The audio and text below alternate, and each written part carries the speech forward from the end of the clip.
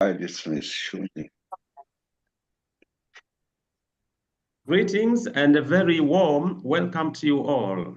Thank you very much indeed for joining Global Peace Studies for Sustainable Development in Africa, where we discuss pertinent issues of peace and sustainability around the world and across Africa. I'm George Mutalemwa, moderating this session on behalf of the Africa Peace and Development Network, MAMA. Our themes today are a universal paradigm shift and the Islamic economy from divine command to global economic force. We are honored to have two distinguished speakers, Moeen Yaseen, who is founding director of Global Vision 2000, and Baba Yunus Mohammed, president of the Africa Islamic Economic Foundation, AFRIF. Thank you, Moeen and Baba, for being with us today.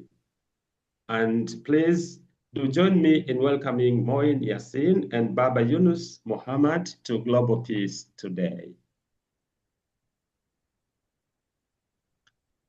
Over to you, Moeen. Please start. Thank you, George, and good afternoon or good morning or good evening, whatever everyone else is. Okay, so I'm just going to dive in because there's quite a lot to get through. And initially I was asked to speak, and I work very collaboratively online, etc. I asked one of my African, associates from the Africa Islamic Economic Foundation to join us, and he has, so I'm very delighted. He's quite a distinguished scholar. He's also got UK connections like me from London, Scotland and London, in my case. But yeah, okay, so it's a 1-2. It'll be me and then Baba Yunus, and then we'll open it up. It's interesting that today's event, by chance, coincides with the gathering in the United Nations in New York, where the high and mighty are trying to do something. I don't want to comment on what they want to do on the 80th anniversary, but all I can say is that the world is in a mess. Maybe it's always been in a mess, one could argue, from Adam and Eve. Yeah, I take a very holistic spiritual perspective. So, we've got 88 billion people now, so we were bound to have challenges. However, we've got a lot of assets to deal with problems in the world. So, there's no excuses to say that we couldn't solve the problems of humanity, but things seem to be on a downward spiral. So anyway, a couple of quick words about myself and background. My name is Moeen Yaseen. I'm from the UK, and I was trained at Edinburgh University in the early 80s. And I was doing business studies, but then revolutions happened in the Middle East. So I shifted. So I'm really self-taught, actually. If you were to pigeonhole me, you can't. I developed, a trajectory of self-education out with any political or indeed sectarian association. And indeed, the more I understood the Western world, I realized there wasn't much freedom of speech way back then. So I thought that the work should continue with a think tank, because I think I still hold to that view that that there is, thought control in the world, and it's getting very. It's an understatement, actually. Thought control and censorship. So one way out of that was to just develop my own think tank, and I'm pleased that we've now got. Using modern technology, I'm not an expert, but over 10 to 20,000 videos from world experts all over the place, and about 15 minimum million hits. So, it does get attraction.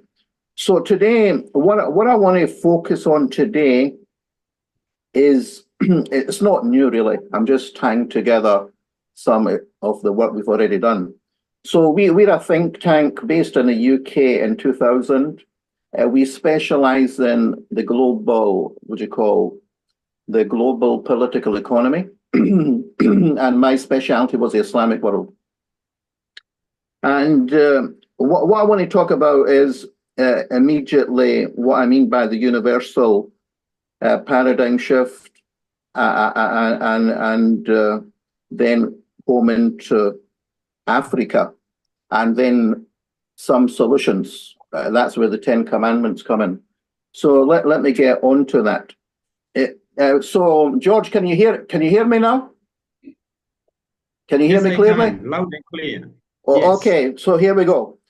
So basically, the Global Vision 2000 had a slogan, still does, called moving towards the universal paradigm shift. I had that 2 decades ago. It's not new, that terminology. And that's when I was investigating as a non-technologist the rise of satellite television and the internet, leaving aside content. I realized something was happening. I don't know exactly what, but something was happening. And so I thought, yes, to think global really is possible, really, really possible. And indeed, there was a project with the European Space Agency and the Vatican, but that was quite a jump to capture. But anyway, now the subtitle or the clarification of the universal paradigm shift is the century of the 5 Cs. To contextualize that terminology. Again, that's not new. What I'm saying is not new. I had that over 2 decades ago, almost 25 years now. And I talked about the century, we were coming at the millennium, the century of the 5 Cs. What I meant was, given my independent view, was to think outside the box, which I've always tried to really, not referring to capitalism or communism, which are 2 big Cs, perhaps still relevant. And then I thought, well, if I'm going to use the word C, how do I contextualize this new millennium? And I came to put together 5 Cs together. And the first one is very relevant. It's going to be very, very relevant even now, when we are now moving towards what I would call technocracy. Those who study where capitalism is going. Some of the experts like Patrick Wood, we've done eschatology seminars, 12 of them. Some experts talk about technocracy, not technology, but technocracy, with strong Silicon Valley moorings, and transhumanism. So the concept of consciousness, or the global brain, whatever you want to call it, is very pertinent. Indeed, the battle, despite what you might think I'm going to say, whether it's good or evil or whatever, black or white, is actually about control of the brain, about consciousness. That is the real battle we're going to face, are facing, are going to face. So the first C is consciousness. Second, the ability globally, it's not just connections, it's global connectivity and communications. And also the economics has made it even more practical with a mobile phone, smartphones, etc. And communities of collaboration, new concepts of how we can consult with each other and empower each other.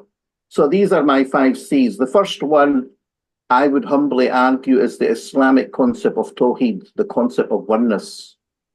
However, many Muslim scholars don't necessarily use the word consciousness, but I'm going to define consciousness as the essence of the key doctrine of global Islam, which has been demonized, that the concept of oneness of humanity, oneness of spirit and matter, material and physical, etc.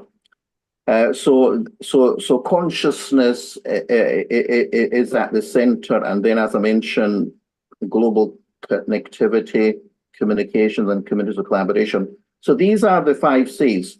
Now let me dive into the dirty world that we're living in, nitty-gritty.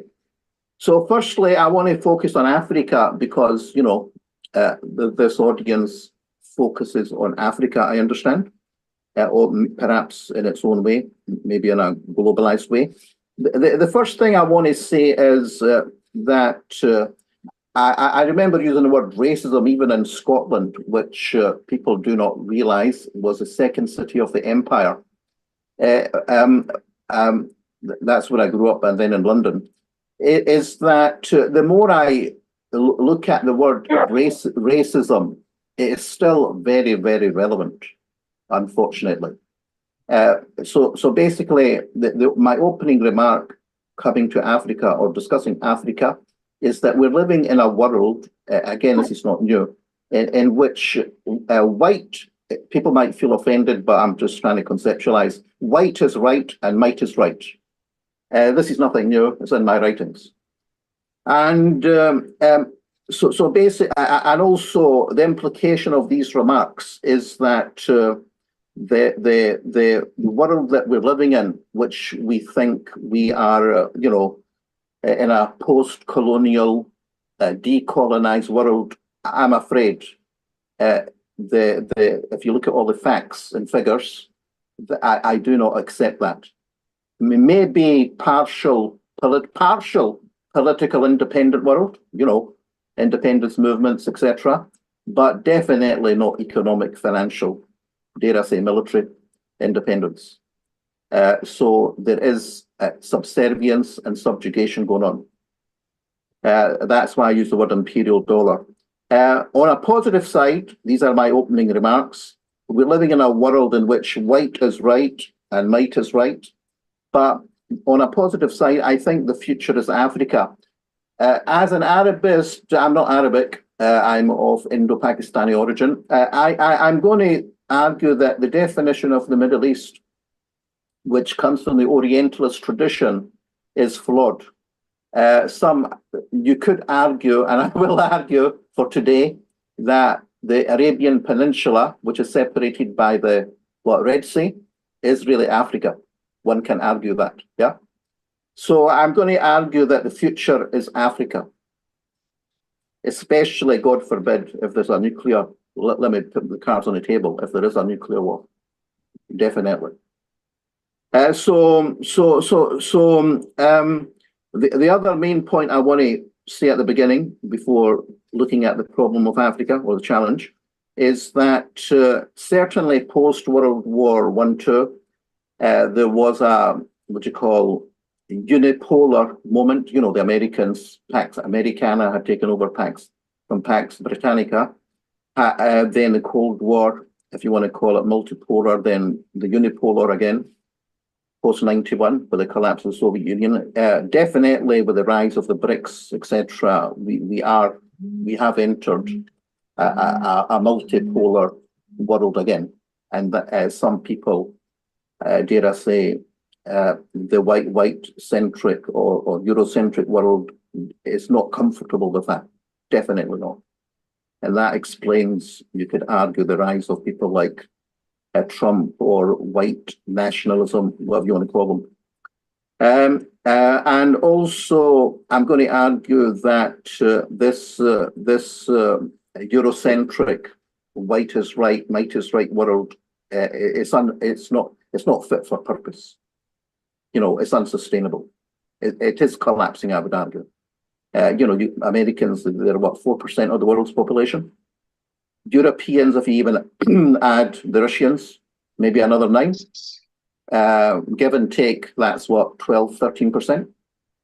For these countries to call the shots, the UN Security Council, 5 countries, leaving aside the Chinese, are not white, but what white or Western civilization controlled world is just out of data and not fit for purpose.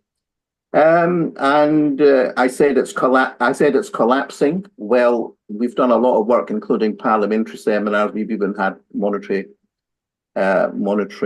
reform experts, and we've had events in Parliament. And just look at I've no time for this today, but the US debt clock. The country is bankrupt. It's living on borrowed money and borrowed time. Over 30 trillion US dollars. Sorry for interrupting you. Your face is not showing very well. Can you let the camera go up a little bit? So, sorry, whose face? One of the participants. Yeah. Your face is not showing up very well. And other people are complaining as well. I think you need to settle properly. Maybe adjust your cameras. George, are you there? Yeah, we can't see your face. So I think it's so. Maybe you have to adjust your camera. Me or someone else? Yes, you. Moeen, if you could maybe lower your seat so that we can see the whole of your face. Because of can you see me now? Can you see me now? Yet. Not yet. No, please go down further. I can actually see myself on the screen. No, but we are not seeing your head. You are cut off above the ears. Yeah. I'm afraid I can't do anything as long as you can hear me. Yeah. All right, then go ahead, please. Yeah. Okay. Thanks for telling me anyway. Yeah. So basically, the argument I'm making is we're still living in a white Eurocentric world, shaped by Western civilization. I gave a 2-hour interview with Tony Gosling. It's on YouTube. I think we need to explain this. I'm going to argue that given the tension with the Muslim world, I'm going to argue that the rise of America or the Americas was Islamophobic. One of my friends is an expert, Scottish Muslim expert on Spanish history and Arabic, that the collapse of Muslim power in Spain, 1492, was when Columbus, and Cabot for that matter, Anglo-Saxons in the UK and Columbus, the Spaniards, started looking east. I'm going to argue that was because that the Mediterranean was an Islamic lake, under Ottoman control, controlling the trade routes, and the papacy. That's a call to prayer here in Istanbul, in case you can't hear me. So basically, the rise of America or Americas had a Islamophobic orientation. If you don't want to use the word Islamophobic, I mean, you must remember Spain expelled its Muslim population. It didn't just tolerate them. And 1609, it expelled them. So there was an Islamophobic dimension. And I would go further. 1776, that Trump, eulogized about being the light to the nations. It was set up as a free Masonic state. That's another issue on the occult history. And then that led to what you call the transatlantic slavery, connecting Britain and West Africa with what you call the Americas. And a substantial amount of the black West African slaves were Muslim. So one can argue that the rise of the Americas was Islamophobic, in which the non-whites were treated as subhumans. I'm going to go further to the Berlin Conference just now. You cannot look at Africa in isolation. Many people may have forgotten about it. 1885, what happened in Berlin. And in the Middle East, Sykes-Picot Agreement, 1915, 1916, divided the Middle East and ratified in May 1916. And we've still got that problem or problems in that region. So Africa, the carve-up, the Middle East carve-up, 1885, 1915, 16, and Balfour Declaration 17. And you could even argue India, Pakistan, which are at loggerheads, 1947, the division of a region which was the richest in the world. So these areas are still very volatile and not fully developed. So basically, so these are key dates. And basically coming to Africa and Berlin is that when this conference happened, they divided Africa like a cake. in which every inch was up for grab, especially Belgium, Britain, France, and Germany. And it led to what is known as the scramble for Africa, its occupation, partition, and carve-up. One can argue that all the problems of Africa now are from 1885. And it's up to the new generation of Africans to realize that we're in 1885. We really are. The boundaries, for instance, how they, cut across ethnic, linguistic, racial, religious divides. And it's really imperative for the new generation and the thinkers to bang their heads to realize you're not living in 2025. You're living in 1885, if not worse. I'll explain why. I've already said that the decolonization was partial, and there's a neo-colonization. I'll explain that in a minute. So that's that about Africa, and maybe a bit more. So basically, this carve-up by white Europeans, the borders were drawn without regard, as I said, for the local people and traditions, leading to artificial borders, leading to current conflicts and tensions, and the exclusion of African reps in that meeting, in that conference, and not considering their wishes and rights. And then that led to, it wasn't just a carve-up, it was to steal African land and resources and to exploit and oppress. I won't have time to go into this. I had a conference in the House of Lords 2010. It's still relevant, where I set up something called the Roma Commission, repatriation of misappropriated money and assets. That is still very relevant. We need champions to, in other words, the Western world, including Trump, I hope he's hearing me, Macron, Stammer, they should be massive movements demanding them to cough up stolen money, misappropriated assets and money. And I don't hear that. I don't hear that much from Africa. And dare I say, it's to do with the subjugation through the IMF, World Bank, WTO, control of currencies, etc., that the people wouldn't even dare to ask for that. So that is still relevant. And then by 1914, 90% of Africa was under European control, which disrupted the societies, economies, and governance, and stunted the continent's development, and permitted colonization, exploitation, conflict to this day. So we got a complex legacy. I could say more on that, but I'll stop there on Africa because my time is will be running out soon. Let me share my screen and talk about, this is going to be controversial, but it's very relevant. But before I go on to that, you might say, I'm not living in 1884 or 1885. Fair enough. Now, we've done a lot of work on money and monetary reform, including the videos, our top threads, which are really books, actually, electronic books. My argument is that since 1913, minimum, you had the US Federal Reserve set up at Jekyll and Hyde Island. And then, in other words, we need to understand the history of money. This is not the place, but it's important because people will say we're not living in 1884. But what I'm trying to say is a new system of slavery, if you want to call it that, debt slavery and imperialism was set up, a cage, if you want to call it, with the US Federal Reserve in 1913, and then the rise of what I call fiat currencies, basically paper money without the backing of precious metals, and then something called fractional reserve banking.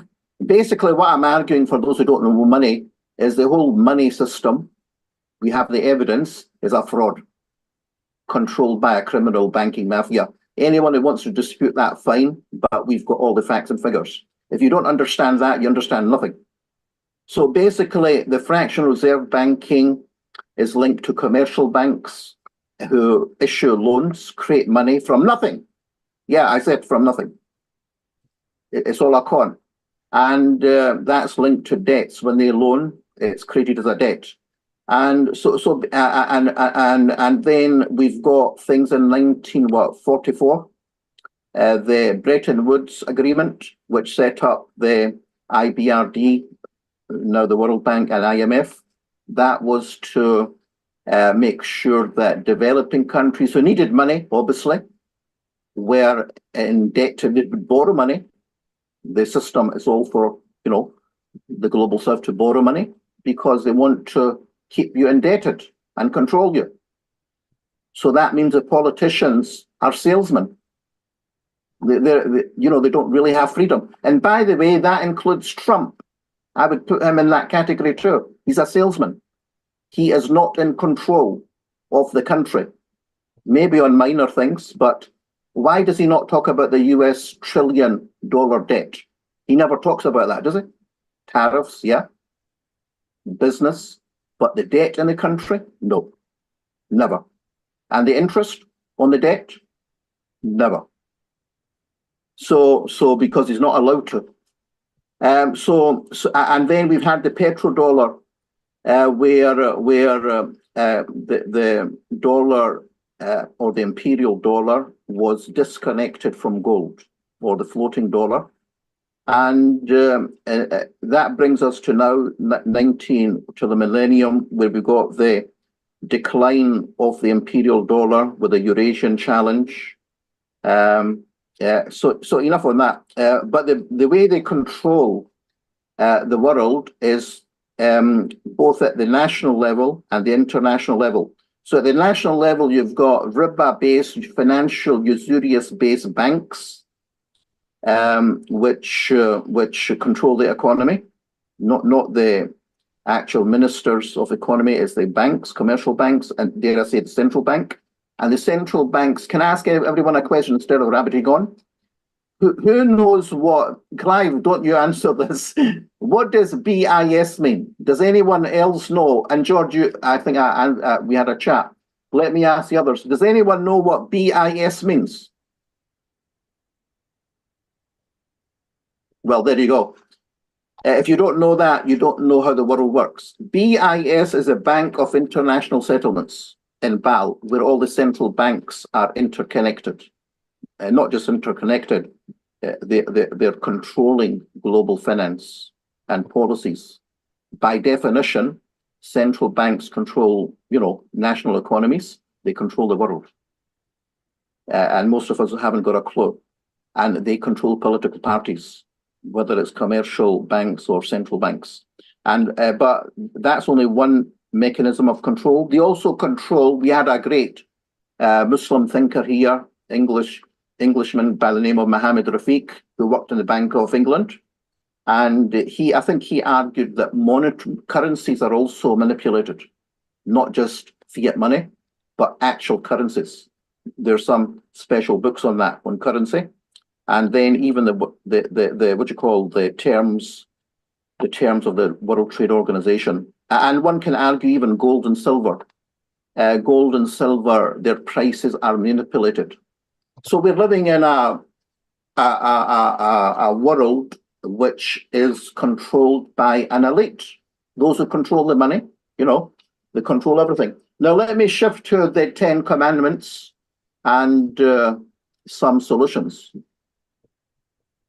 I'm going to share my screen. Can everyone see my screen? No. Let me. Not yet, but it's coming for sure. What about now? Yeah. Okay, I'm going to read this super fast. It's on the Global Vision website. If you look at the date, because it's amazing about blogs or websites. It's coming. Yeah. Can you see it? Yeah. Yeah. Be here. Right. Yes. Okay. So that was dated 24th during the height of the Middle East war. Yes. or the genocidal war, in which I've been really outspoken. 8/8/24. Because war is a part of global political economy. You cannot look at war in isolation, because those who are engaged in war, not just the governments, they need to borrow money. So the bankers who I mentioned, who pull the strings, they love war. And so anyway, so here it says the global vision. I talk about a declaration. It's about the century of the 5-season paradigm shift, which I started with. So how do I get rid of these? 1 second, I've got the pictures here. 1 second, minimize. Yeah, that's better. Okay, can you all see that better? Right. So the declaration and the 10 Commandments has been issued today. It offers a global Islamic vision to transform 100 years of defeat. Although this is referring to the Muslim world, it's very relevant to Africa and indeed the Christian world, especially Global South. So please keep that in mind. It was written, in a certain context. So this is still relevant to everyone really in the Global South. So the vision is to transform 100 years of defeat. And I'm talking about, for instance, the Berlin Conference, Sykes-Picot, etc. To transform 100 years of defeat and humiliation to hope and the coming victory of Islam. By Islam, I'm talking about universal Islam. The context is the live streaming of a genocidal war. Unfortunately, that was written a year ago, taking place in Gaza and Palestine, which is unacceptable.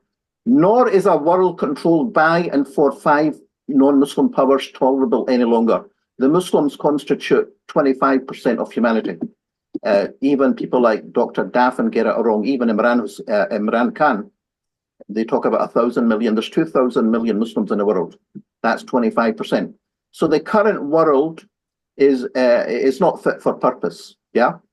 And what are the 10 Commandments? Very briefly. One is that what I'm hinting at here is that the current world order has failed.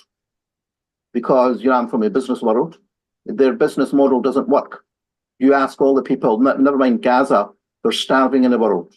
Yeah, malnutrition, poverty. It doesn't work. I'm in the conference, not meeting. Pardon? Sorry, I heard someone speaking. Is that a question? No, not you, please. We are listening. No, go ahead. Yeah, please mute. Sorry. So the current world order, including the UN system, is not fit for purpose. And we're going to get multiple, what's the word? But Gen Z or whatever, the new generation, they're not going to tolerate it. You can see governments falling apart, like Kenya, Nepal, Bangladesh. That's just contextualization. So the current world order is not fit for purpose. So it's dysfunctional. We've got a politics, we would call it political vacuum and void. The Islamic answer to Herzl is being issued today without fear or favor. Okay. I'm going to argue that there is need for a global Khilafat basically for the Christians here, or secularists. It doesn't mean the Islamic State, which was deliberate subversion of Islamic political theory. It means, to keep it simple, the kingdom of God. And I think the kingdom of God can easily include the Jewish and Christian, dimension. So that's what I mean by global Khilafat, a kingdom of God, model, political model. In which all the false gods and the people who control the money, the criminal mafia, are arrested, or if not arrested, they are, booted out, and that will open to barakah, blessing for humanity. Let's leave Palestine out just now. So that's the first commandment. Second commandment, the current world order or key dimension of it, the UN, is based in New York. Second commandment is that it should be moved outside of New York to a neutral, venue, although that's not written here, it's contextualized, could be Norway, neutral country, Switzerland, or maybe some other country in the global south. But ultimately, you've got to have a vision. I think it should be Jerusalem. Obviously, I can't fully recommend that in the current context with Zionist control, but I think it should be Jerusalem if you're going to talk about some sort of kingdom of God. And that's why Islam is demonized everywhere with terror, because the criminal mafia know that Muslims have an alternative, but they're associating it with dirt and murder and everything that, the worst of the worst. But that we do have a kingdom of God political theory, and that should basically be headquartered in Jerusalem.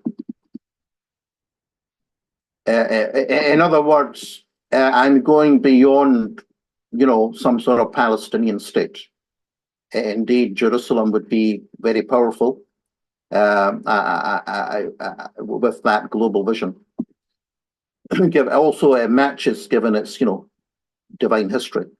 Third commandment, that Mecca and Medina, when the Ottomans lost control of, the Middle East, that was never, ratified. The Saudis are a family, a tribal family. They were never elected to control the holy places. They came from a region called Riyadh, which the Prophet never blessed when he was talking about end times. So they are cursed, actually. Might surprise you me saying that, but I'm not party political or sectarian. But those cities need to be taken out of control and become international cities. Fourth, that Muslims must withdraw consent from institutions like the UN, IMF, World Bank. There's nothing stopping them. No one's got a gun on the head of those leaders. They can walk out. And you'll say, why? It doesn't work. We don't have anyone in the, Security Council, and it's not solving our problems, like Palestine, for instance. It's not the only place. There's many others. So that means we need to stop surrender to and accompanying slave mentality to the system, and only then can you decolonize. 5, we obviously, to do that, you need power. In Islam, we have the duty of jihad. It means struggle. I'm not going to pretend like some Muslim interpretation that's to do with spiritual, spiritual purification. No, it's about changing geopolitics. It's both, actually. And this will sum it up. The Prophet Muhammad, who we believe in, was a statesman, but he was engaged in about 50, 60 battles. So jihad is not a dirty word. And the Western world doesn't have a monopoly of violence. Yeah, they like the word non-violence for others who want change, but they're entitled to blow up everyone else. That's just not on. It's cloud cuckoo land. So jihad needs to be resurrected, which has been forgotten and demonized. As Muslims are linked to terror. We know that 9/11 was a nuclear explosion created by the US, Israeli, I call Israel, axis of evil. Because jihad is also linked to power, authority, and sovereignty. And the 6th commandment is you need an army. Jihad is a doctrine. You need an army. I've argued the army from the Muslim world, if we have about 1.8 to 2 billion people, that's about 18 million strong army. But the Christians and indeed Orthodox Jews, if they want a kingdom of God, can join. I'm certainly open to that discussion, because we have to deal with armies like NATO and anyone else for that matter, which are really imperialist armies. 7th commandment, having jihad or the army is not enough. We've got to have real solidarity. If you're attacked, I'm meant to help you if you're in this alliance. We need a mutual collective defense and security pact. I think that's self-explanatory. Eighth commandment is that underpinning both the Black African world, the Islamic world, and dare I say others, is a slave mentality. If not slave mentality, the Prophet mentioned the notion of wahan. Wahan means the excessive love of the world and fear of death. I'm going to contextualize that as cowardice, actually. What I mean is, if you've got a superpower of the white world ruling and using force and violence, to confront that, there is cowardice. So I want to recontextualize the notion of wahan as cowardice. We need to confront the Western civilization's barbarism, brutality, cruelty, oppression, to regain honor and dignity of the non-white world.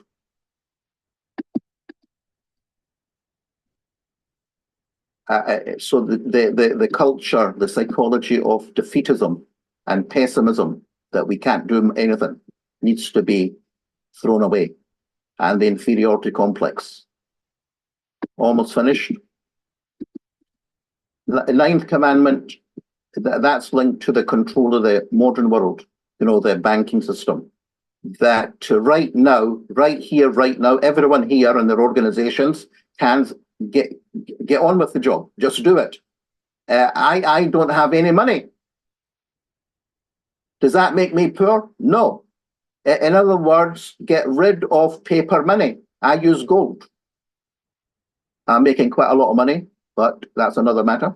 So get rid of the paper money, and because that ties you with the banking system and related products. Withdraw your consent from a banking, riba means interest-based, usurious banking system and its products, including shares, because it's a controlled casino.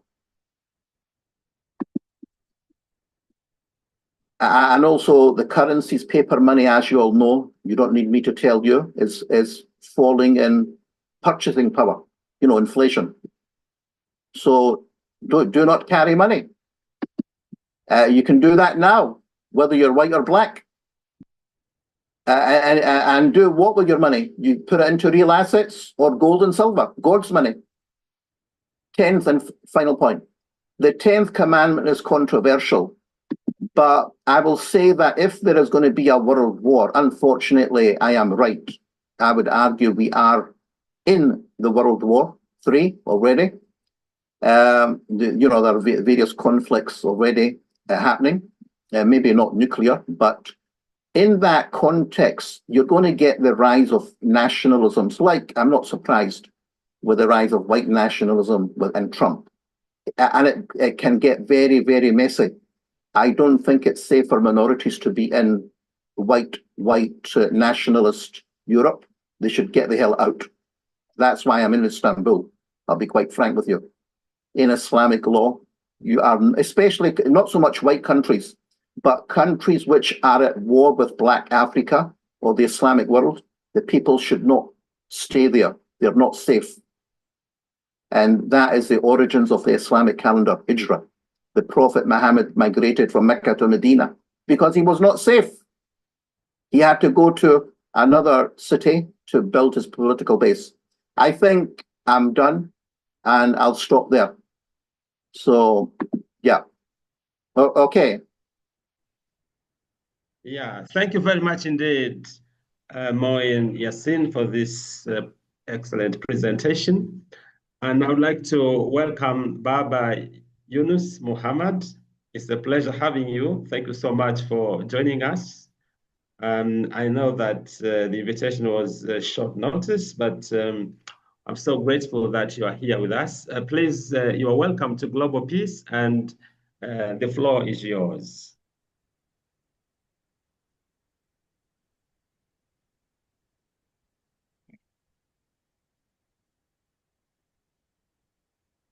Baba, if you hear me, Baba Yunus Muhammad. Yeah, I can hear you. Yeah, I can hear you. I can hear you. Please. I'm having connection issues because it's raining here. So I may likely put off the the camera to allow stability of the connection because of so that I don't go off completely. Can you hear me? All right. So far we hear you loud and clear. Okay, thank you. I have to do that to allow the connection to be stable. Thank you very much for this kind invitation, and it's an opportunity for me to meet my brotherly scholars and sisters to share ideas. To me, it's an opportunity for me to learn from others, from all of you. I work at the Africa Islamic Economic Forum. We are based in Ghana, but our focus is on the African, continent, where we believe that we have all sort of economic injustices, taking place. So we are on board to assist African governments and civil society organizations to see how we can diversify our economies, maybe introduce elements of Islamic economics or the Islamic economy into our economic system. I think that may likely enhance our economic, fortunes, because in Africa, we are just associated with poverty. Everybody who talks about poverty always points to Africa. So we feel that if we are able to integrate some aspects of Islamic economics into our economic thinking, maybe we could have helped in one way or the other to bring stability to our economic, policies. So now, let me go straight to my presentation. My presentation is about the Islamic economy, from divine command to global economic force. Why I say this is this: we are talking about a divine command, because Islamic economics derive its principles from the Holy Quran.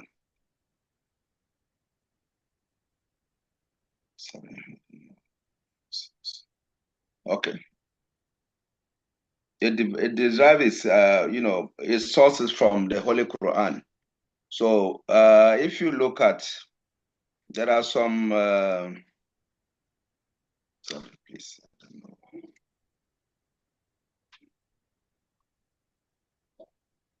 There are some two verses that I'm going to just work upon. The Islamic economy represents more than a set of financial practices. It is a holistic ethical framework grounded in divine guidance and aimed at achieving justice, fairness, and communal welfare. Now, when we talk about Islamic economics, what comes to mind is Islamic banking. But always I argue that Islamic banking is just a subset, in fact, the tiniest of the sets of it within the Islamic economic system. But then, as you know, it has to be based on something, because it is rooted in Quranic injustice, such as Surah An-Nahl, that is chapter 16. Chapter 16, verse 114 to 116. The system of the halal consumption and trade is presented as a divine command. The Quran says, "So eat of what Allah has provided for you, lawful and good, and be grateful for the favor of Allah. But say not falsehood forged by your tongues. This is lawful and this is forbidden, so as to invent lies against Allah." These verses emphasize gratitude, honesty, and adherence to ethical limits.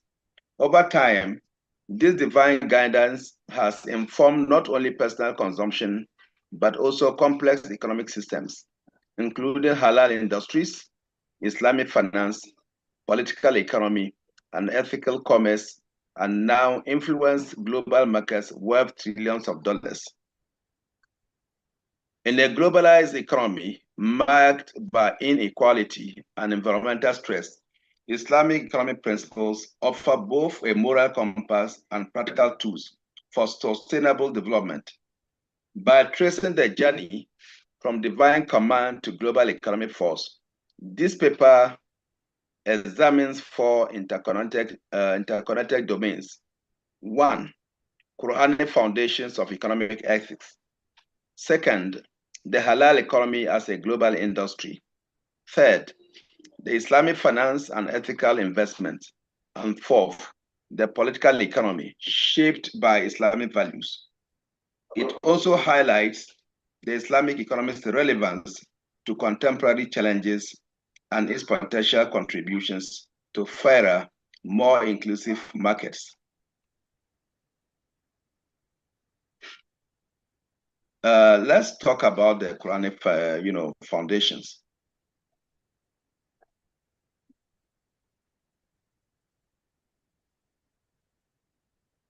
Wealth distribution matters a lot in Islam. In the first surah Al-Hashr, that's chapter 16, it warns of wealth. It warns that wealth should not circulate only among the rich. And zakat, an Islamic system of giving to the poor, turns this principle into action, reducing poverty and strengthening community bonds. Scholars frame these teachings as maqasid Sharia, than the purposes of the Sharia, balancing market freedom with social responsibility. In short, trade and consumption are acts of worship when guided by ethics. When we go to the halal economy itself also, we discover that the halal is not just about food. I remember in the 80s when I was in the UK, we started this halal movement then through the Muslim Parliament under the leadership of late Dr. Karim Siddiqui. I remember one day I was walking around the Eastern Station. So one lady was just inviting me to visit her restaurant, telling me that they have halal foods and other things. So the idea, and there was also another debate about slaughter of animals, whether to slaughter it with a knife or whatever, or whether to inject it. So all these debates were there. So it has to, these type of debates have reduced the concept of halal to only foods. But now halal spans the pharmaceutical industry, cosmetics, tourism, fashion, logistics, and digital services. So it's not just restricted to food. And the global halal economy is now worth over $2 trillion annually. Halal certification, because if I refer, when I started, I mentioned in one verse that Allah was telling us that we should not forge lies against the Almighty Allah by saying that this is halal or not halal. So we have, there's a concept in place which emphasizes certification so that nobody should just get up from his house and say, no, this one is halal, this is not halal. We have a process to be able to know that this thing is halal compliant or not. So we go through a system called halal certification, which is more than quality control. It is an ethical commitment ensuring that products are lawfully produced, safe, and responsibly produced. Halal food supply chains emphasize humane treatment and transparent labeling, values that resonate with sustainability-minded consumers. Halal tourism also is growing. Hotels now provide halal dining, prayer facilities, and alcohol-free environments. But fragmented certification creates confusion and trade barriers. So global standardization is needed. So I think we should see how we can work towards a global standard of halal certification. Now, as I'm talking to you, We have various halal certification bodies in the world. You have the Malaysian model, you have the Singaporean, you have Nigeria, Egypt, Dubai, and so we have so many. So what may be halal to me in Nigeria may not be halal for a person in the United Kingdom. So I think we are trying to work or emphasize, calling for a standardization of the halal certification process. Now, when we go to the fourth issue, Islamic finance and ethical investment. Islamic finance, as we all know, is a sophisticated expression of Quranic ethics.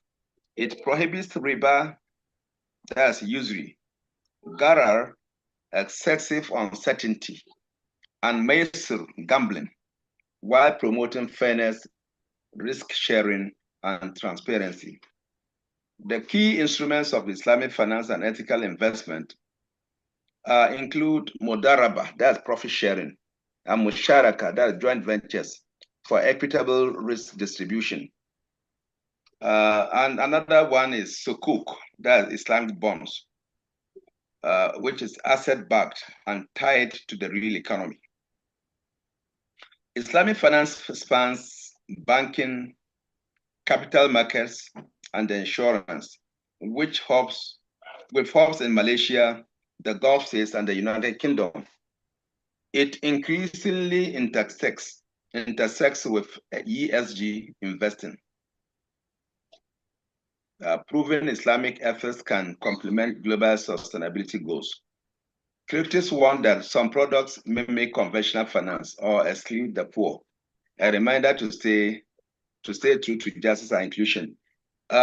This conference will not allow me to present how the Islamic finance work. Maybe I will suggest to the organizers, maybe one day you can give us a complimentary, maybe a webinar, so that I can come back and just deal with the issue. So that we just take the instruments one after the other and see how the ideas are developed, the theories are developed. I mean, not to look at it theoretically, and also to look at how it is practiced.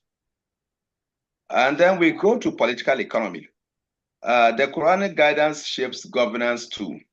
Zakat is not just charity, but a redistribution tool ensuring social cohesion. Historically, we had what we call Beit Mal, that's the public treasury during the Prophet's time, and even during the four rightly guided caliphs. It funded welfare, infrastructure, and defense, while remaining accountable to divine principles. Model examples can be found in Malaysia, which integrates, where Islamic finance is integrated into national development, while Pakistan enshrines Islamic economics in its constitution. The challenge today is that balancing Sharia ethics with global capitalism is almost very difficult. Maybe we are very soon, maybe before the end of the year, my organization is trying to organize a virtual event on this global capitalism and the need for Africa to adopt Islamic economics as an alternative economic system. So far, when we talk of an alternative economic system to capitalism, what comes to mind is Marxism, socialism, or Marxism. So we feel that the time has come for us to present the Islamic alternative also as a model. Possibly, there may be room for accommodation. We also have the global impact and interfaith relevance. The Islamic economy is a multi-trillion-dollar global force. Halal certified goods are found worldwide, and sukuk bonds are issued on daily basis in London, Tokyo, and Sao Paulo. Its spread is universal. Values like fairness, benevolence, and environmental care resonate beyond Muslim communities. Islamic ethics align with fair trade and corporate social responsibility, offering a bridge between faiths and cultures.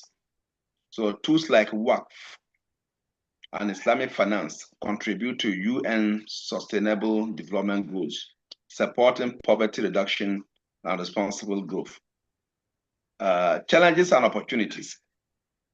Despite its successes, challenges remain. As I've mentioned earlier, we have fragmented halal certification and inconsistent Sharia interpretations. These things contribute to hinder confidence. We also have perception barriers, seeing Islamic economics as purely religious, limited option. Here, we need to mention that the halal is just about sustainability. So it's not just limited to only Muslims. I can even say that even most of the major markets of the halal, industry in the West. So I think it's not just about Islam. I mean, being a Muslim or non-Muslim. No, it's for everybody. And we also have technological disruption. Fintech and blockchain offers transparency and inclusion, but raises new compliance questions. Geopolitical instability can also affect growth. Yet opportunities abound, like harmonizing standards will boost global trade. So I think if the Islamic world, or even the countries which have adopted the Islamic economy, for example, countries like Malaysia, the UAE, and Saudi Arabia and others, if they can harmonize standards, I think can boost trade, and rather than having fragmented certification trade models and others. And also some of the opportunities also are using Islamic finance for climate action and poverty reduction. Because if we do that, I believe it can enhance its relevance and cross-faith collaboration. Cross-faith collaboration can position Islamic economics as a leader in ethical globalization. That's why I feel that it is very, very important we formalize our relationship with this organization, the host of this event. I think having gone through some of the things you do, I think we have wider room to play and to collaborate with each other.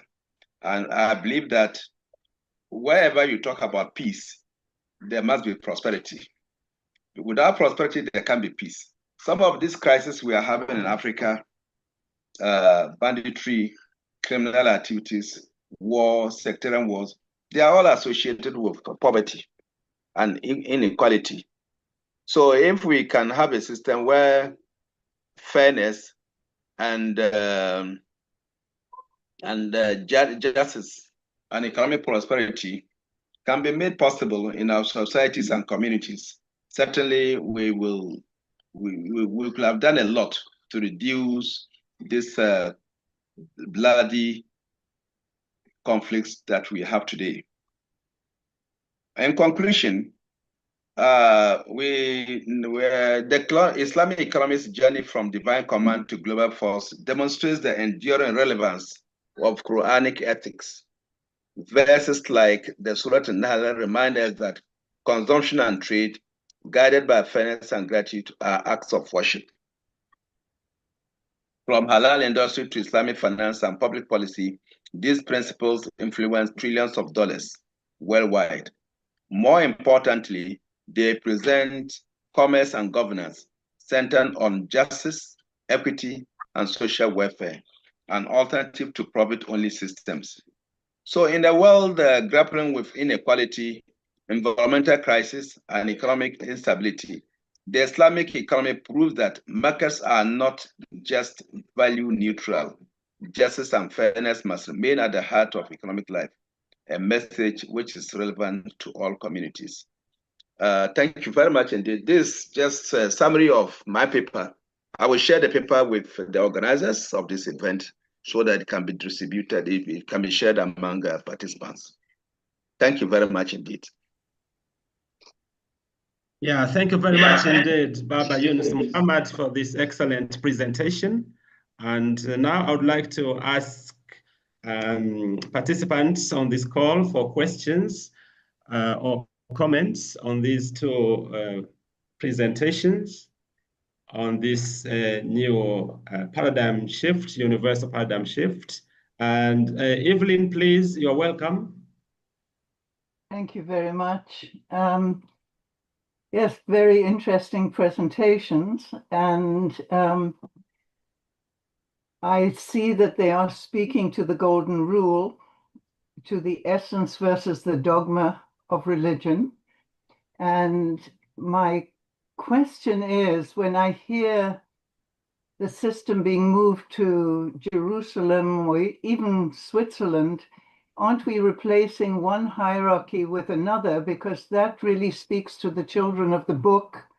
And what about Hinduism, Buddhism, Taoism, which are equally implicated in this and represent a much larger proportion of the world? So I'm interested in how in your system you are also accommodating more than the children of the book. And I'm also a bit hesitant as a woman.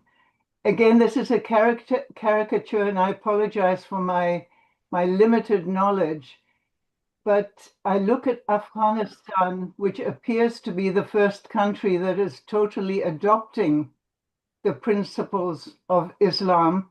And as a woman, it leaves me very nervous. So I wonder if you could address that. Thank you. Presumably that's addressed to me. George, are you there? Can you hear me? Yes, I can. I can. Go ahead, yes, please. Yeah. I take it the question's addressed to me, obviously. Okay. Firstly, I hope you understand why I said that the United Nations, which is some sort of symbol for global peace and security, should be moved. You know, it is being weaponized and manipulated by a white nationalist, Christian Zionist orientated, what you call leadership. Its time is overdue. Indeed, it's totally unacceptable that the Palestinian leadership was refused a visa. This is just beyond a joke. And also the bribery and blackmail of hundreds, maybe, of countries who are wanting US patronage because of the US-controlled IMF World Bank system, which enslaves and indebts countries, They keep their mouths shut. You know, many countries, smaller countries, not to upset the US. So anyway, that's why my argument was to move the UN, if you're going to have a UN, if you're going to have it, you know, one can make a case not to. This is the business. Pardon? So can I? I think that was an. Continue, please. So that was my argument about the UN is not fit for purpose, as being weaponized and abused, because you can't look at the UN in isolation of the IMF and World Bank, which is also, you know, US controlled, and indeed the army, you know, the military force, all those bases, 800 US bases in the world. Now, but your question wasn't that, it was about Jerusalem. Now, we have done 12 events on eschatology, interfaith eschatology. And what is eschatology? It's about the study of the future of the world, but based on some, you know, the religious scriptures, especially the Jewish Torah, Christian Bible, and Islamic Quran, and related, sources.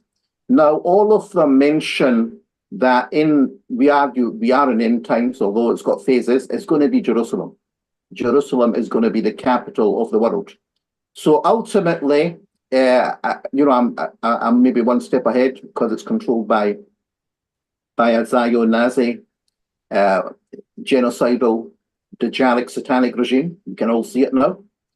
Is that although it's not, you know, the right time, but there's nothing stopping us to preparing for that, And or maybe in the interim, it can be maybe, as I said, what you call Oslo, or sorry, Norway or Switzerland. You can have a phase, but that still doesn't address your question. Of course, this this new Center for World Governance, that's what it would be, or city. Actually, the city, let me clarify that. The city of Jerusalem, not just a building, would become the center of world governance. You know, other buildings and, you know, holy places, yeah? And within that context, yes, we can or should, you know, if you're going to be serious about the world, we can and should develop a formula. Yeah, you know, I'm talking about a new situation to accommodate other faiths which are not what you call from a monotheistic tradition. The monotheistic tradition is a Judeo-Christian Islamic, but whether it's Buddha, Hindu, or Confucius, they can be accommodated.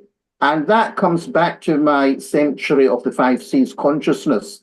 In the Islamic philosophy of Tawheed, oneness, we believe there was only one religion conveyed by 100, listen carefully, 124,000 prophets, messengers. So we believe that whether it's Buddhism, Confucianism, or whatever, yeah, Hinduism, there was the body.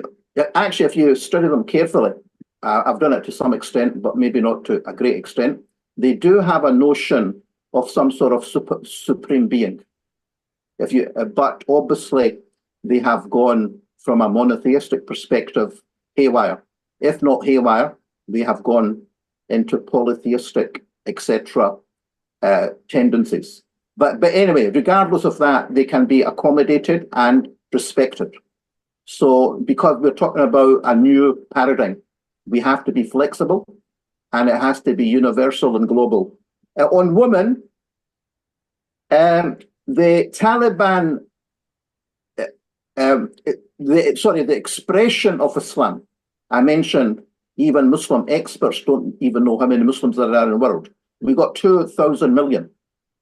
Even Dr. George Daffin in his writings, yeah, Philosophy of Religion, mentions 1,000 million. Even Imran Khan, I'm sure I heard him say 1,000 million. There are 2,000 million Muslims. What's the point? The point is that the expression of Islam globally varies.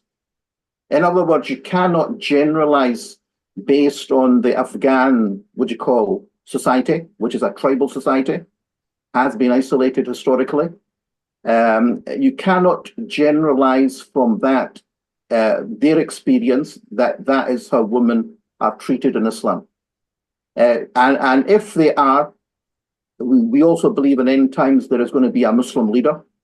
His nickname, that is it, you know, Mahdi, the rightly guided. He will be reforming various misunderstandings of Islam. And one of them is scholars who've erred or misinterpreted the religion. And if it includes the abuse of women's rights, of course, that will be also rectified. I hope that clarifies your question. All right, so let's take like 3 questions or comments, starting with Clive, then Richard and Eda, and then Janet. Clive, please unmute your microphone, Clive. Yeah, that would help, wouldn't it?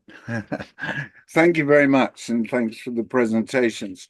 I posted in the chat an article we were invited to comment on a paper by Bernard Lietaer on global monetary reform in 2017. I posted the link in the chat. And in that, we describe what is essentially 3 essential flaws in the way that the world has evolved. And one of those flaws is hierarchy. And the concept of world governance, to our mind, is a complete antipathy to, if you like, a spiritually based way of living. The way we've organized ourselves for the last 5,000 years or so has centered on using money. And money is a very clumsy proxy for the way we lived for most of our existence as modern humans, because it divides us. It doesn't, value is essentially comprised of two components, somebody's need and somebody's capacity. And in our modern economy, we do not value need. And so somebody's need is essential if you have the capacity or the productive capacity to supply something. You can create something, but if nobody wants it, then it has no value. So the first problem with our money-based system is that it doesn't value need. And the third flaw is that the concept of the commons, in other words, land, air, water, all the things that have been created communally by human beings over the ages, they belong to all of us. And the concept of ownership of the commons is, if you like, the third flaw. The good news is that in our work since 2017, we've been exploring the whole concept of value and money and how that is changing. And so the paradigm shift that we allude to, and I put a link to the website on which we record quite a lot of our work, talks about a paradigm shift of a far more fundamental and radical nature than what's been discussed. Money as gold is no more spiritual than anything else. At the time that the concept of divine money in the Quran was established, there was no other way of actually expanding or scaling the unique attributes that one shared within a small community. You would understand people's needs, capacities, their strengths, their weaknesses, everything about them. But you couldn't extend that beyond the boundaries of the tribe or the community, say 150 people. And so money was adopted as a proxy to enable us to conduct affairs at scale. But with it, we paid a heavy price. And I'm not saying that it was a mistake, but it is certainly no longer fit for purpose, as we have seen. It's a single point of failure. We always have economic resets, which involve a great deal of distress and hardship for many people. But the good news is that we now have the tools and technology to scale that, what we describe as family and small group methodology. We can live as a global family, and that is really essential. That at the point of activity within your community, your family, whatever, you are the best judges of what is good for you. When you have a hierarchy that is so disassociated from the point of impact of their decisions, it is no wonder that so many people are disadvantaged. So I think we need to be looking at a far more fundamental paradigm shift than just a change of hierarchy or relying on people's morality or religious spirituality. We need to have a structure which is in harmony with universal law, which is essentially love.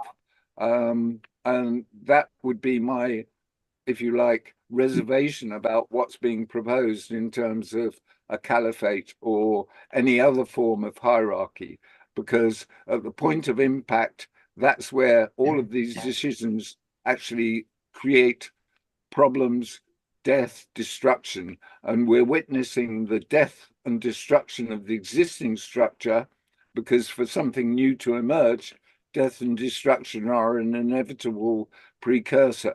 So I think we are going through a paradigm shift, but what we're moving into is something so radically different from what has been described thus far. Thank you. Thank you very much indeed, Clive. And Richard and Edda. George, you want a quick response to that before we forget his points? Could you?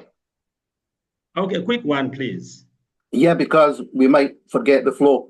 There's a lot in what Clive has said, which I respect. You know, he's a he's a astute monetary thinker from the City of London, and he's spoken at our events. I just want to make I want to just tackle one issue. I accept the point about the commons, which has been monopolized or hijacked in all societies. But on hierarchy, I think we need a genuine discussion. In the Islamic model of community, I mentioned the century of the 5 C's based on a lot of thinking and historical research. I mentioned consciousness, communications, connectivity, and communities of collaboration. That was over 25 years ago. It's not new. The point, just to flesh that, what that means, I didn't say nations of collaboration, that's at a different level. But communities of collaboration should be centered, if you're talking about a divine kingdom, at the micro level, you know, neighborhood level. And in faith-based communities, whether it's the mandir, the Hindus, the stupa, the church, synagogue, mosque, they're in, you know, everywhere in neighborhoods. However, the problem is that the notion of religion, as an ex-teacher, is that religion, due to Western civilization and its imperialist outreach in particular, as well as maybe distortion of religious thinking within religions, is very, very narrow. You know, it's ritual, you know, worship. So these mosques, or sorry, these religious buildings, yeah, centers, need to widen their outreach and mission. And not just to worship and education, but to trade. Why not? To legal disputes, husband and wife, families, custody, divorce, education, transactions. They're not. So I would argue that the role of the religious institution and leadership needs to be revamped. But that also leads to a redefinition of the role and function of religion. So that's that at the city level or neighborhood level. That doesn't clash with the need at some sort of leadership level, at the national and international level. You know, we need leaders, whether you like them or not. You know, we're humans, and human societies are structured that way. So that's all I want to say. Right, thank you. Thank you so much. Richard, please. Yes, thank you so much for counting me in. And good afternoon from Ghana. I'm very much happy that at least we are bringing in the meaning of peace with respect to Islamic religion, with respect to religion, not Islamic alone. One thing I want us to notice is that but religion, the kingdom is just the body, the human body. But religion,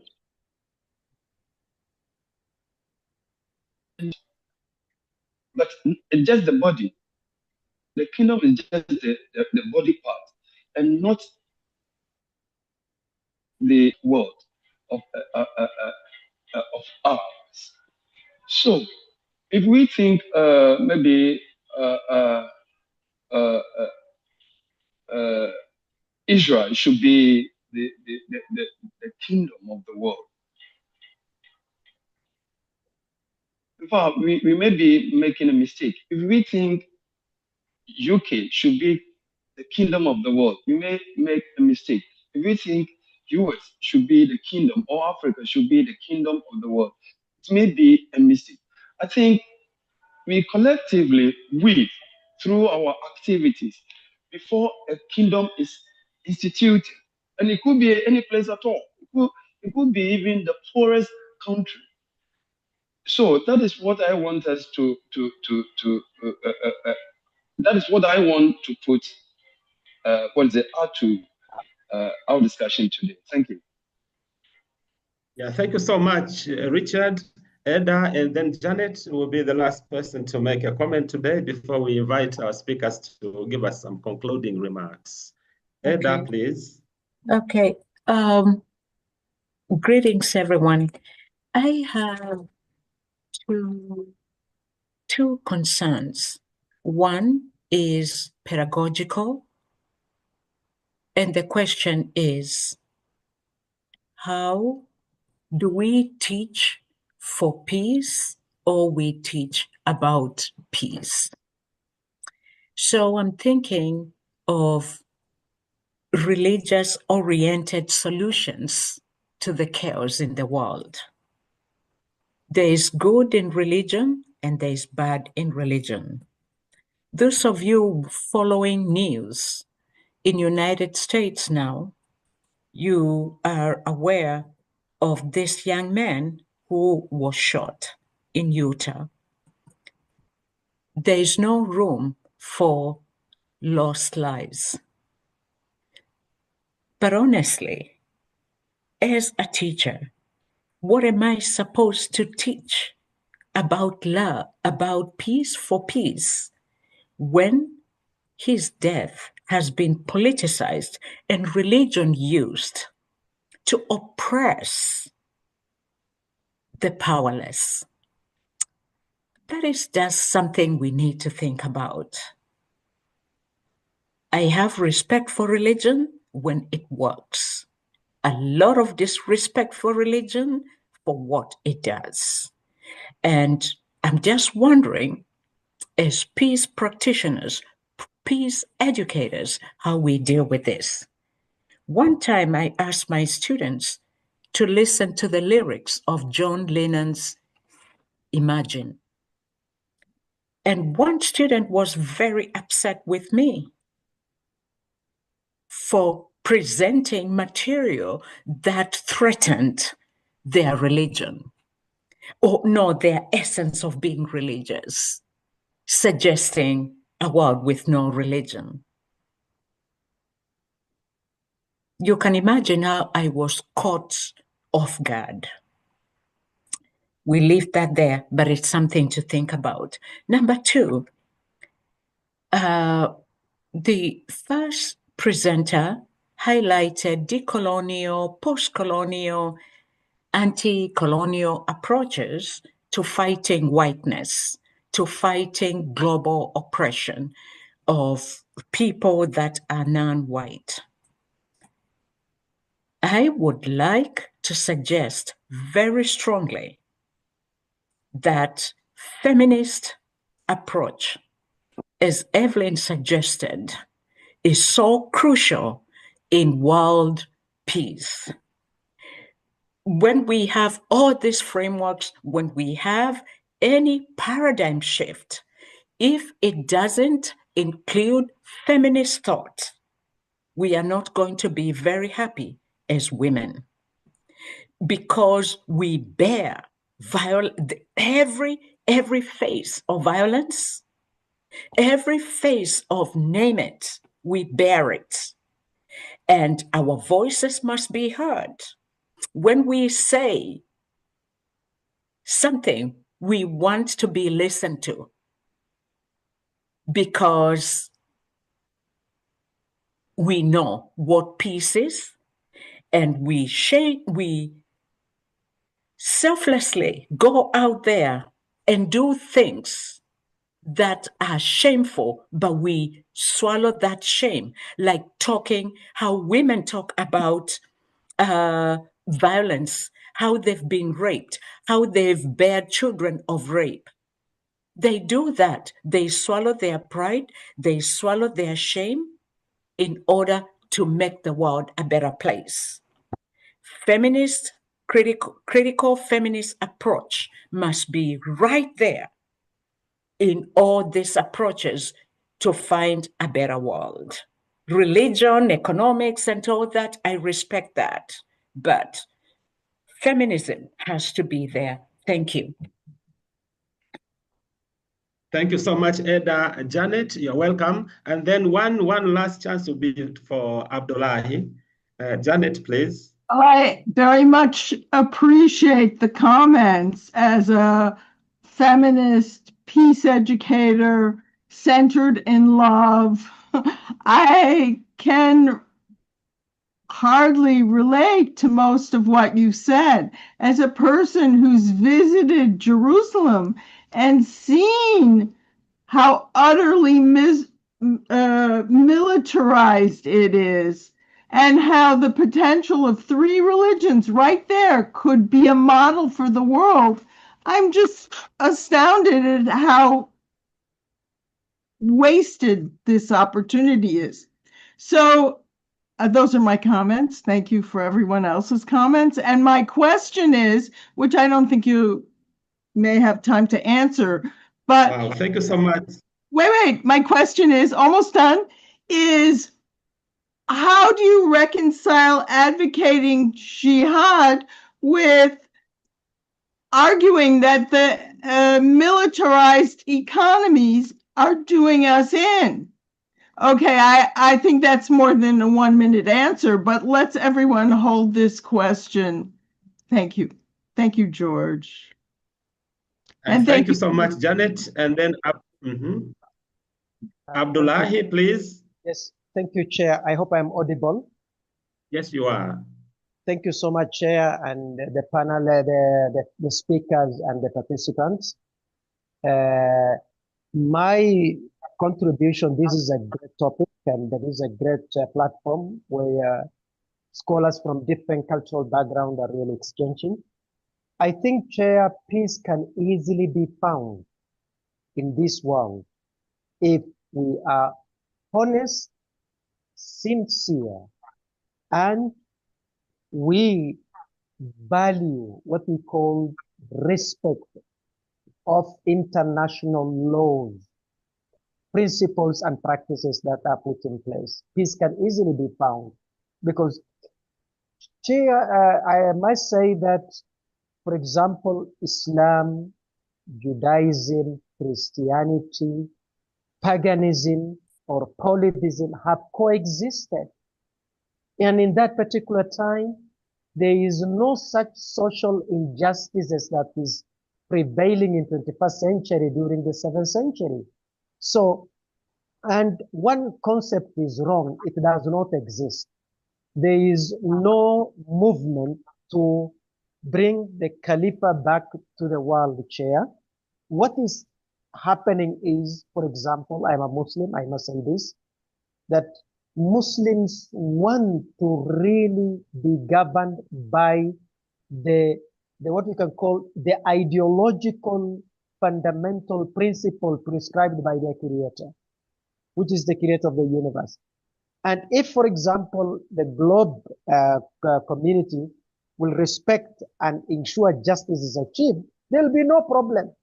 But today, Chair, for example, in my own country, for example, and what we can call a law is being imposed to bring in foreign, what you can call practices, which is contrary to my African culture or my religious belief. That will create reactions. So two things: respect of international laws that governs countries and institutions, and then upholding of social justice, even if it is against one's own parent or children. I must close it like this, Chair. Prophet Muhammad, peace be upon him, said that if Fatima, my daughter, steal people's property, I will cut off her right hand. Today, is that possible in the royal families? That will be for our next thought. Thank you so much. Yeah, thank you very much indeed. And Peter, please. And then I'll invite Baba Muhammad and Moeen to conclude. Thank you very much. I lived on the campus of Ahmadu Bello University in 1963 and 4. Just as background for my question, is it Baba or is it Baba?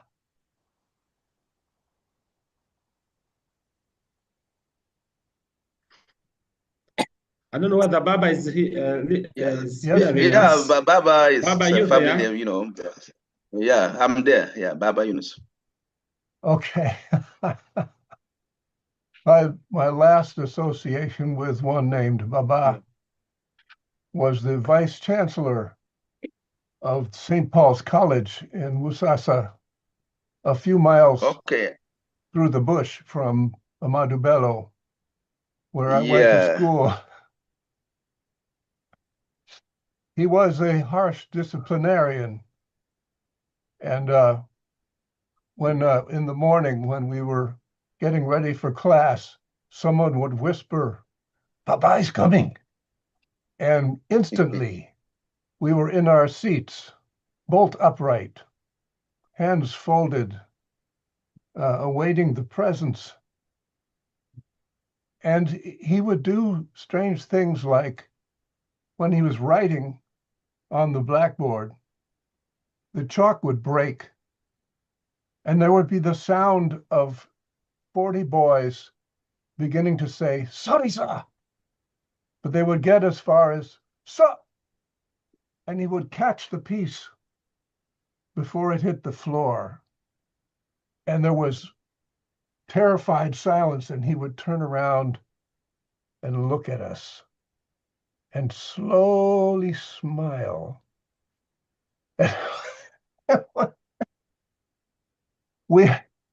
Okay, enough stories, but I agree with most of the analysis. I'm troubled by the assumptions that seem to be in the implementation end of things, particularly that a paradigm is amenable to shifting by human beings who are living in a paradigm. Because I think definitionally, the paradigm is reality to those living in it.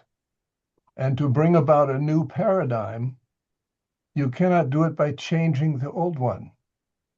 I won't go farther than that, but just wanted to put that thought in. Thank you so much. It's so great to make this connection and to remember those old times. Thank you very much indeed. Mr. Yeah, Peter, thank you so much. I'm in Zaria at the moment, and I work at ABU. Oh, my goodness. Yes, I taught at the Center for Adult Education. Maybe you remember Dubela Osman and the rest. I also know that college you are talking about in Musasa. I don't know if it's still there, but I think Sonny Abacha went there after me. Yeah, Bala Osman is dead. You know, he's late now. Yeah. Most everybody I knew then was dead. I went to England in 2019 and found a couple that I had known there now in their 90s. Hadn't seen them for 50 years. Anyway, we don't need to. It's just very good to see. Indeed. Yeah, it's a pleasure meeting you as well. Yeah, Baba Yunus, could you give us just in a minute, please? Well, thank you very much indeed. I've said it all, that this is an opportunity for us to rub minds. But I mean, your work is quite important for the continent. But I just must say that we should emphasize on policies that will bring prosperity to people. Let us try to see. We can't just wake up one day and say we are doing away with this what we call Western-inspired economic policies. No, we can't do that one. But then we have to just try some alternative, methods like the Islamic economy and others. And my sister mentioned whether it can accommodate everybody. Yes, Islam is. We recognize all the prophets sent by God at one time or the other. So we emphasize that. I mean, I should just encourage you to do more on the economic field, and our organization is ready to collaborate with you to achieving that. Thank you. Thank you so much. Thank you so much, Baba Yunus Muhammad. Moeen, please, also for 1 minute. Yeah, thank you. A lot of questions. That's why we're having the 12th Global Vision Eschatology Conference. Eschatology, we all have a birth, adulthood, old age, death. Same with civilization. We've had Spengler, Ibn Khaldun, great thinkers, Islamic and Western. The point I'm making is we have the rise of civilizations and the fall. What we're seeing is the decline of the West. I don't want to go into that just now. After what, 400 years, 400 or 500 years, and the rise of the non-Western world. The point I'm trying to make is that when civilizations of the global South, lost power, it corrupted, it led to decadence, basically. Decadence, deviance, very narrow interpretations of religion, maybe oppression of various people or sections like women, perhaps, So the point I'm making is the situation is changing, and the global South, there's many evidences that BRICS, etc., the rise of China, oil wealth, etc., that they are reviving and reforming, and there's a renaissance. So the point I'm making is there will be, in the Islamic view, Khilafah coming back. The gentleman who said there's going to be no Khilafah doesn't understand Islamic civilization. This is in the prophecy, clear prophecies in the book of, people may differ, but you're talking about people who've studied the Islamic civilization, Quran and Hadith. I'll even give you the source, those who are nodding. The book is the book of Fitan, Kitab al-Fitan, the book of trial and tribulation. In Islamic civilization, the age of imperialism and dictatorship will be swept away, and the Imam Mahdi will come. It's even mentioned where he's going to come: Mecca, Medina, Jerusalem, Damascus. There is going to be a golden age in which poverty will be eliminated. He will have a very strong global political economic agenda based on Islamic thinking and the return of real money. So that's all I want to say about that. It's a very profound issue, the rise and fall of civilization and how religion should be fully understood. I agree. It has got a narrow interpretation by vested interests, narrow, and the religion should, I agree, be seen as a liberating force, maybe as a vision. That is Global Vision's analysis on religion. Religion should not just cement injustice and status quo. It is there as a tool to liberate society and have socio-economic justice. But that has been sabotaged. That has been sabotaged. That needs to return, and it will return. All right. Thank you so much indeed, Moeen, Yaseen, and Baba Yunus Mohammed, for your wonderful presentations. And I thank also everybody here and for raising good questions and for your comments. Thank you for your presence. I look forward to seeing you again on Wednesday. Thank you so much, and goodbye for now.